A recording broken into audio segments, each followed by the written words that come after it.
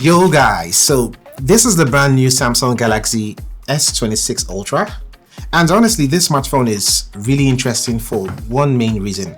Not really the cameras, not really the processor, but the new magic display feature Samsung built into this. They call it privacy display, and apparently it makes your screen invisible to other people who are trying to snoop in from the side. So before we head into that and see for myself or ourselves, I got my unit for 1.78 million naira. It officially cost $1,300, and we get Snapdragon 8 Elite Gen 5 processor, a 200 megapixel sensor for the camera, and a slightly redesigned body, and this crazy display tech. So enough of the talk, let's unbox this smartphone and I'll give you my first impressions of the Samsung Galaxy S26 Ultra. So Samsung's packaging is quite the same, something we've seen over the years, clean, minimal, and very premium looking, and also very empty. Let's unbox. I'm super excited actually. And yep, open this. Oh boy. Now, up top is the smartphone itself, the S26 Ultra.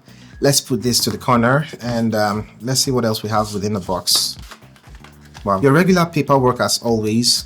This one, the USB-C to C cable, and this SIM ejector tool. So no case, no charger, nothing extra. Meanwhile, people like Xiaomi are giving you 100 watts charger within the box, and sometimes even cases and screen protectors. Samsung just gives you a cable and confidence. Anyway, let's unwrap this phone.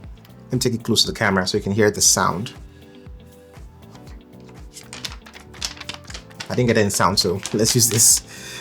Now, the S26 Ultra looks really similar to the S25 Ultra, and the major difference you'd notice at first sight would be how curved the edges are.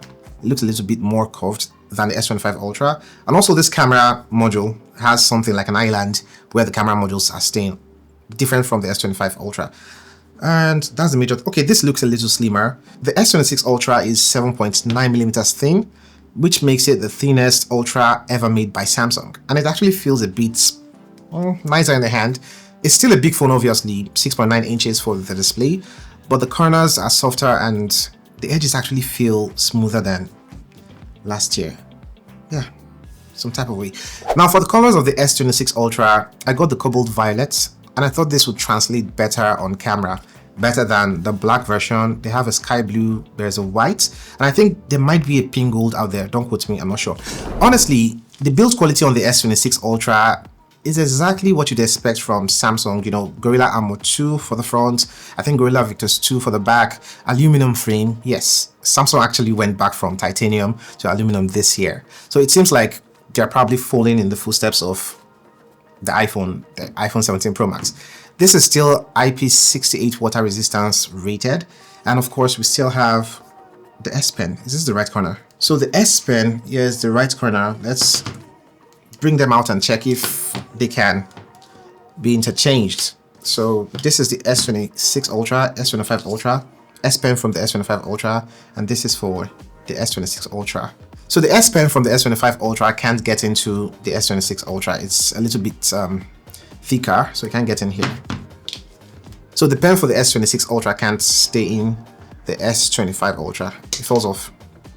So it's a little thinner than the one from the S25 Ultra. So I just noticed that while you can place in the S Pen in any direction inside the S25 Ultra, the S26 Ultra, there's just one right way to do it, and if you don't get it correctly, this corner will keep poking out if you get it in the wrong direction. I think they tried to round out the S Pen to one corner to have it flush with the design of the smartphone. All right, let me set this up quickly and see what we have within the operating system, the box.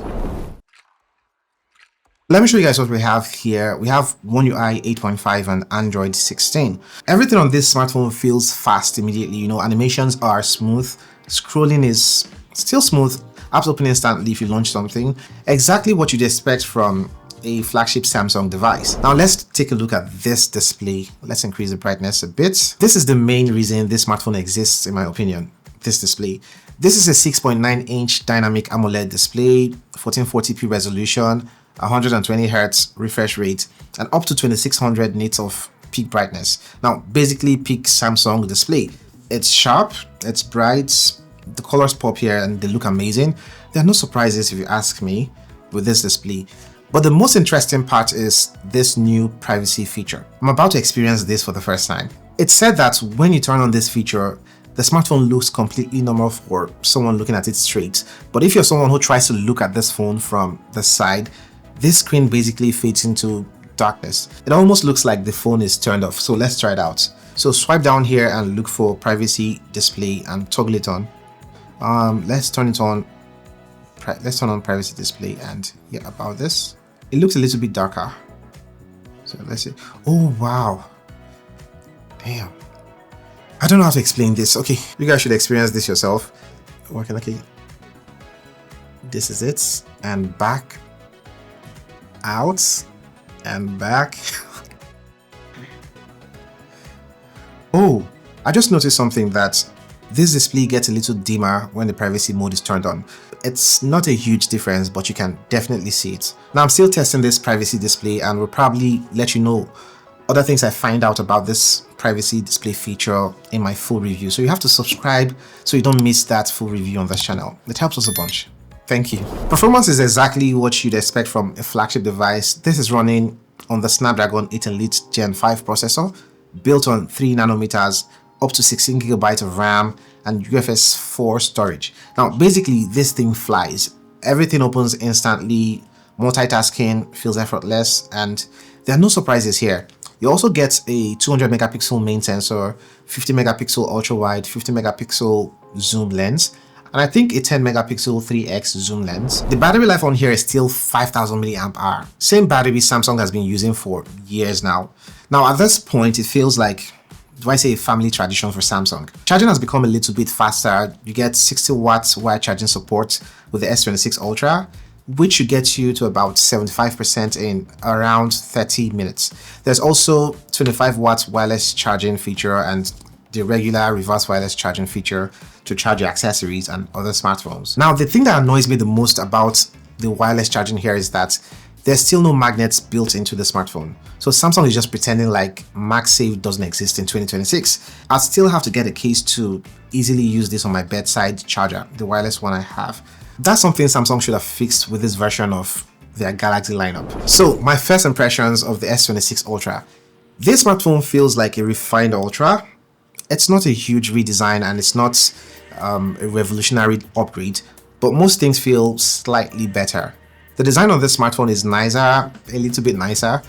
Performance is top tier. The cameras should be improved. I'll test that and let you guys know in my full review.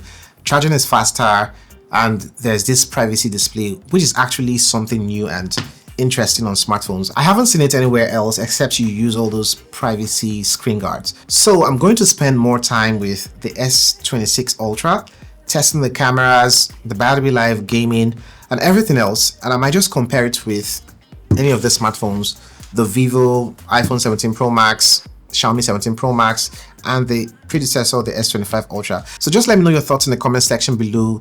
Which of these videos would you want to see first? Okay, see you in the next video. Cuídate.